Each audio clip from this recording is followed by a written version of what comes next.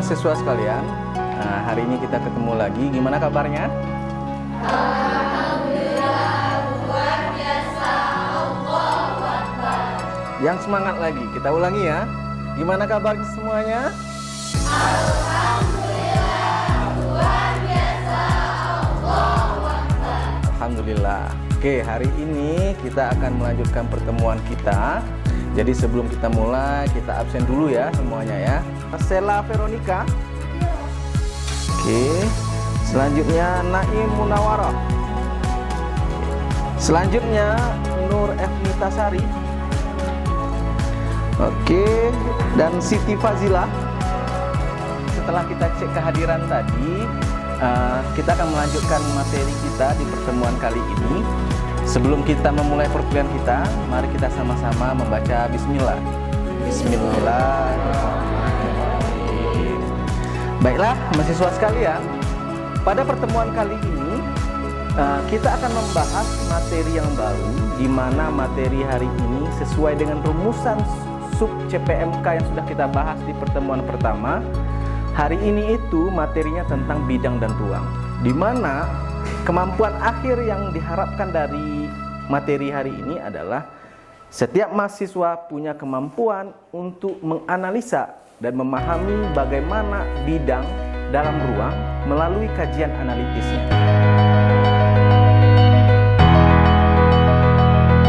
Mahasiswa sekalian, kita mulai perkuliahannya ya. Oke, pada pertemuan yang pertama ini terkait bidang dan ruang, kita akan bahas konsep dasarnya dulu. Ya, konsep dasarnya dari referensi yang sudah diberikan, baik buku maupun jurnal dan artikel terkait daripada bidang dan ruang yang sudah saya berikan pada minggu pertama. Coba kalian perhatikan materi yang pertama, ya. Mari kita brainstorming pemikiran kita sama-sama untuk membahas materi ini. Oke, baik. Untuk Cia, silakan Cia baca paragraf pertama dalam referensi yang sudah diberikan dan kita gunakan dalam perkuliahan ini. Silakan Cia. Pada bab 3, bidang pada ruang. A. Persamaan umum bidang datar pada ruang. Persamaan bidang datar pada ruang adalah AX ditambah BY ditambah CZ ditambah D sama dengan 0. A, B, dan C tidak bersamaan, sama dengan 0. Perhatikan ini mahasiswa sekalian. Tadi telah dibacakan bahwa ada persamaan bidang yang mana persamaannya itu AX tambah BY tambah CZ tambah D itu sama dengan 0. Kalau di bidang dua dimensi kita mengenalnya hanya AX tambah BY sama dengan 0. Ya, kalau sekarang ada variabel baru yaitu CZ itu. Sekarang kita perhatikan gambarnya mahasiswa sekalian. Di gambar ini kita mengenal ada beberapa sumbu koordinatnya. Yang pertama itu adalah sumbu koordinat X.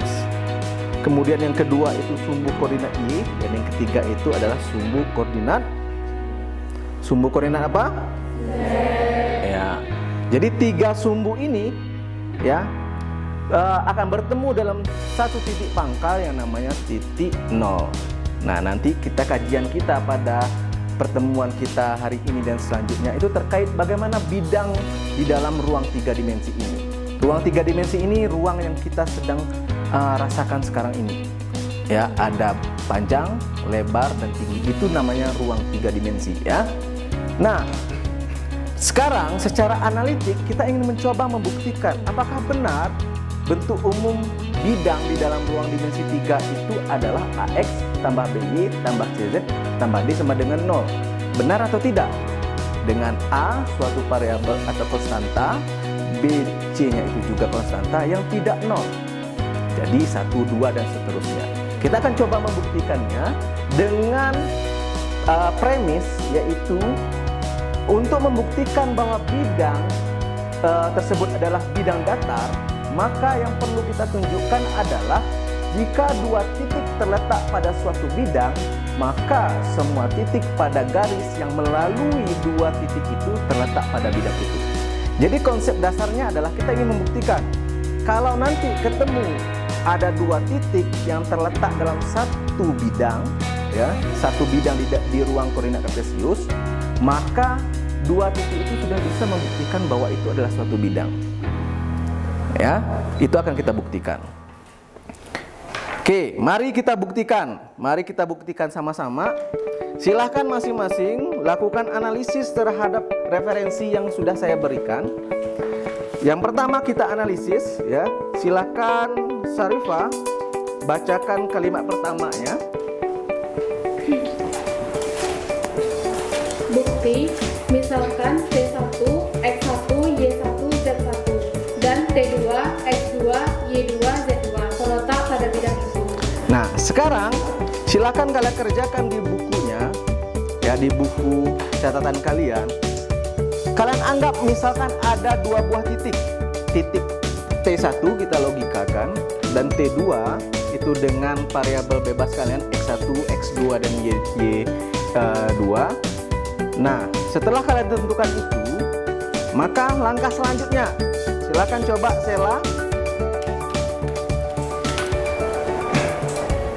Karena T1, X1, Y1, Z1 dan T2, X2, Y2, Z2 pada bidang itu, maka dipenuhi AX1 ditambah BY1 ditambah CZ1 ditambah D sama dengan 0 dan AX2 ditambah BY2 tambah CZ2 tambah D sama dengan 0. Oke, itu sudah pernah kita bahas sebelumnya bagaimana membuat membuat bentuk umum dari sebuah titik yang kita ketahui. Jika kita mengetahui T1-nya, titik pertamanya itu X1, Y1 dan Z1, maka bisa kita buat dalam persamaan analitiknya itu AX1 tambah BY1 tambah CZ1 tambah D sama dengan 0. Sudah kita bahas sebelumnya. Nah, dengan membuat seperti itu, sekarang untuk membuktikan, ambil katanya di situ, ambil P sebagai sembarang titik yang letaknya berada dalam garis yang dilalui oleh T1 dan T2. Silakan dicoba. Oke, setelah kita memahami materi kita tadi dan setelah melakukan brainstorming kita semua, sudah satu pemahaman. Sekarang kita coba bagaimana cara menyelesaikan masalah terkait dengan persamaan normal hash-nya ya. Kita perhatikan. Persamaan normal hash itu perlu diketahui, tadi sudah dipahami bahwa persamaan ini digunakan dalam merujuk untuk menghitung jarak antara titik ke garis dalam bentuk yang lebih sederhana. Kita perhatikan ya. Dalam soal misalkan ada suatu persamaan AX tambah BY tambah CZ tambah D sama dengan 0 dan juga X-nya persamaannya X cos alpha ditambah Y cos beta dan Z cos lambda kurang P sama dengan 0. Maka merujuk persamaan bidang yang sama itu akan berlaku cos alpha per A sama dengan cos beta per B sama dengan cos lambda per C sama dengan min P per D. Nah, dari ini kita akan tahu persamaan normal dari bidang AX tambah B tambah CZ tadi ya, yaitu dengan merujuk persamaan ini ya. Jadi kita bisa menggunakan rumus ini dalam menjawab pertanyaan ketika kita ditanyakan bagaimana persamaan normal dari suatu bidang, atau istilahnya normal hash dari suatu bidang itu apa, bisa kita jawab dengan menggunakan rumus yang sudah kita bahas tadi, yang sudah kita brainstorming sama-sama tadi. Bisa? Oke, sekarang mahasiswa sekalian, untuk evaluasi sumatifnya ya, evaluasi formatifnya, maka kita akan coba dulu nih. Silahkan mahasiswa sekalian bekerja dalam ranahnya masing-masing. Selesaikan persoalan berikut. Dicatat, tulislah persamaan 2X kurang 2Y tambah Z tambah 18 sama dengan 0. Jadi persamaannya 2X kurang 2Y tambah Z tambah 18 sama dengan 0. Dan tentukan persamaan normal hash-nya. Dan tentukan juga jarak titik 0 ke bidang tersebut ya. Selanjutnya juga carilah kosinus-kosinusnya juga, kosinus arahnya ya. Oke, silakan dikerjakan.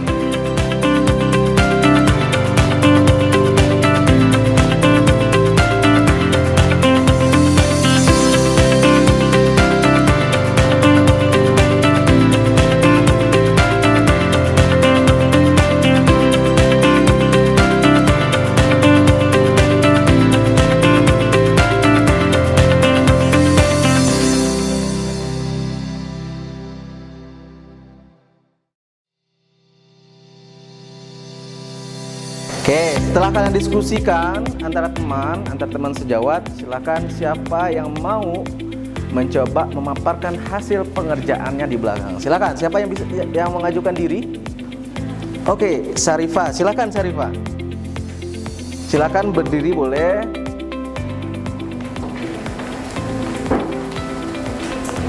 Baik, tadi kan diketahui soalnya persamaan 2x kurang 2y tambah z tambah 18 sama dengan 0. Maka yang ditanya tentukan persamaan normal hash, jarak 0 sampai bidang, dan kosinus arahnya.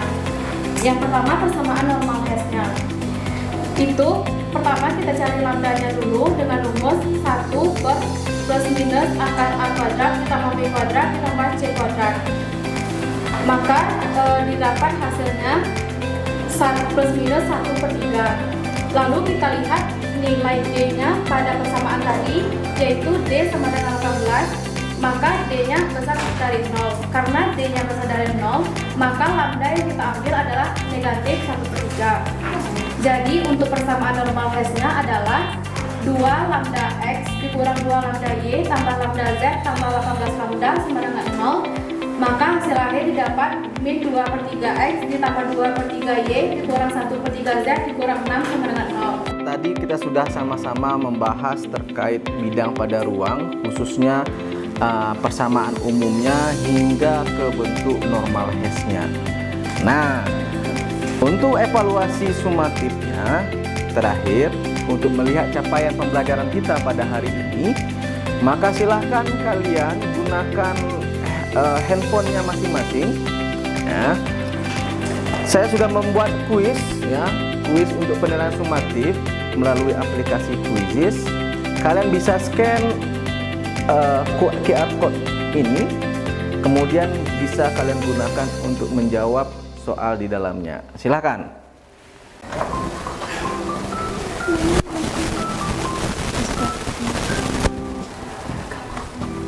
Sudah di tadi.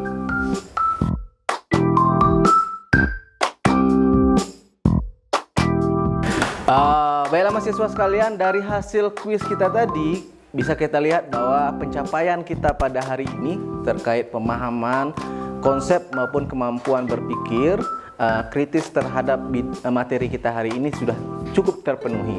Meskipun ada beberapa mahasiswa yang masih belum mencapai target, tapi saya harapkan nantinya bisa belajar di rumah, mengembangkan lagi kemampuannya, dengan harapan minggu depan kita akan melanjutkan materi kita dengan kemampuan yang sama, ya.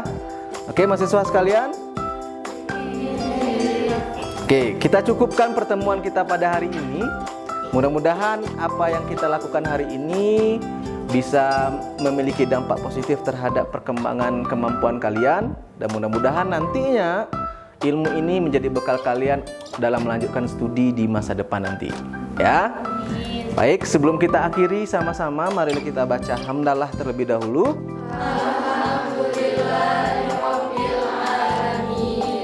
Sampai ketemu minggu depan di kesempatan lainnya. Saya akhiri pertemuan kita. Assalamualaikum warahmatullahi wabarakatuh.